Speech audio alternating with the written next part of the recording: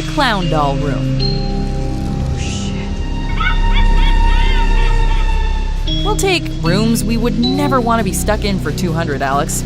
This intensely creepy room full of clown dolls preys on a not uncommon fear. Yep, the fear of clowns. There are numerous ones in this room, and they all stare directly at Richie. And, through Richie's point of view, the audience. The scene is taut with anticipation and tension, as we expect one of the dolls to attack Richie, or for Pennywise to jump out from his hiding place. However, the scene nicely subverts our expectations by revealing a disgusting Richie corpse doll, and saving the jump scare for the end. We all saw this scene in the trailer. Georgie mockingly taunts Bill with a creepy incantation of "You'll float too," before Pennywise erratically charges at Bill. But the movie adds an unexpected twist when Georgie's face begins to decompose, and his voice grows more demonic. You'll do. You'll float too. You'll float too. You'll float too. You'll float too. We also get to witness the mortifying visual of Pennywise mouthing the words and using Georgie as a little corpse puppet. Not too many movies contain child corpse puppets, so props to it there, we guess. To end the scene, Pennywise slithers away like a snake. Because why not? The painting. We all had that one painting or figurine growing up. You know, the one that your parents had to stow away in the attic, or the one where you had to cover your face or close your eyes as you were walking past it. That relatable childhood experience is exploited here, when Stan is forced to confront his fears of the unsettling flute-playing thing. Seriously, who would even have this in their study? Sure, the scene is a little cliched. Creaky door, something lurking in the shadows behind a character, but damn if it isn't done in an effective way. And then it returns and eats Stan's face, and we all wet our pants. Henry Bowers kills his father. Sometimes the scariest scenes are ones more grounded in reality. Sure, monsters are scary, but there's something innately unsettling about an insane child murdering his father with a switchblade. The scene ratchets up the tension by showing us the balloon tied to the mailbox, the switchblade, and Henry's utterly depraved expression. We're then treated to the troubling sight of a TV presenter and a chorus of children urging Henry to kill his father as he sticks the switchblade in his neck.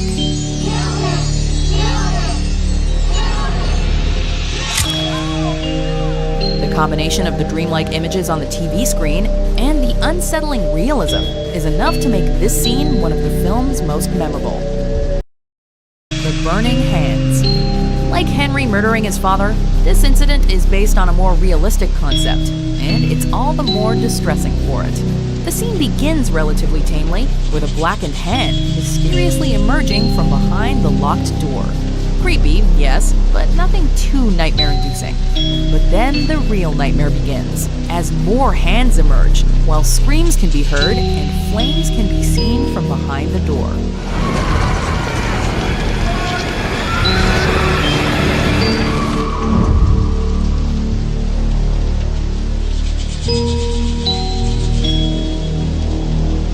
The Headless Chase. The boy should be spending a summer outside with friends. The library scene is undoubtedly one of the movie's best. Who can forget the images of the creepy librarian staring at Ben, with a decapitated head in the tree? And it ends on a spectacular note, with a headless body chasing Ben through the basement. The scene begins with the ominous image of a man descending the stairs.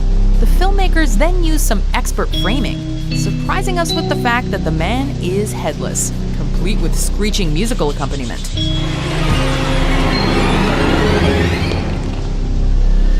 It's all then capped with a perfect jump scare when Pennywise rushes at Ben.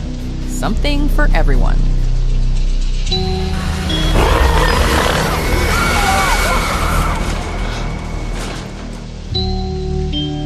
The projector scene. That's where Georgie disappeared. As original as the Georgie puppet is, we have to give the most original award to the projector scene. It's new, it's scary, and it's unexpected.